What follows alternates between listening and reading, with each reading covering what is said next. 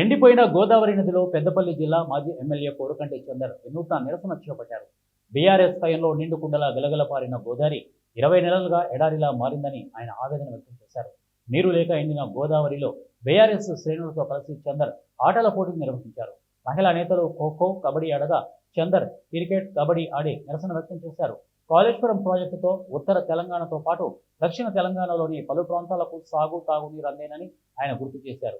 2 పిల్లర్లు కుంగిన కాళేశ్వరం ప్రాజెక్టుకు మరమ్మతులు చేయాల్సిన కాంగ్రెస్ ప్రభుత్వం రాజకీయం చేస్తోందని చందర్ ఆగ్రహం వ్యక్తం చేశారు.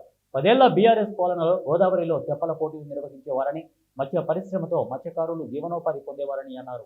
గోదావరిలో నీరు లేక పొలాలు నీళ్లు వారుతున్నాయని, రైతులు అరిగోస పడుతున్నారని ఆయన అసహనం వ్యక్తం చేస్తున్నారు.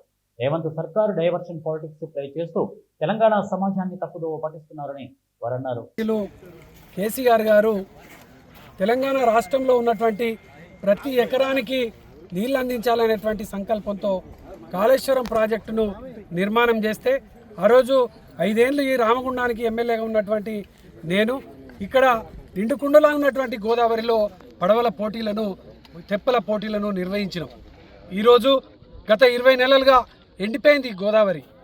ఈ యొక్క కాళేశ్వరం ప్రాజెక్టు కూలిపోయిందని ఎన్నికల ప్రచారంలో అబద్ధపు ప్రచారాన్ని చేసినటువంటి ఈ యొక్క రేవంత్ రెడ్డి కాంగ్రెస్ పార్టీ ఆ అబద్ధాన్ని కప్పిపుచ్చుకోవడం కోసం, నిజమే అని కప్పిపుచ్చుకోవడం కోసం ఇలా కాళేశ్వరం ప్రాజెక్టు 2 పిల్లర్లు మాత్రమే రిపేర్లో ఉంటే వాటిని రిపేర్ చేయడానికి ఎల్ఎన్టీ సంస్థ ముందుకొచ్చినా కూడా ఆ యొక్క సంస్థకు అనుమతి ఇవ్వకుండా ఇలా గోదావరిని ఎండబెట్టిండ్రు.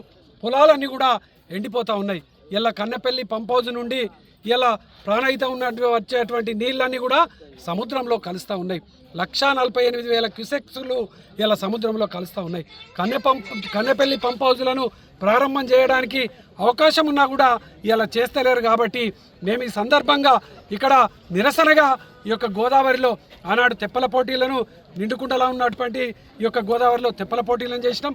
ఇదే గోదావరిలో ఈరోజు ఎండిపోయినటువంటి ఈ యొక్క గోదావరిలో క్రికెట్ పోటీలు, కబడ్డీ పోటీలు, ఖోఖో పోటీలను నిర్వహిస్తూ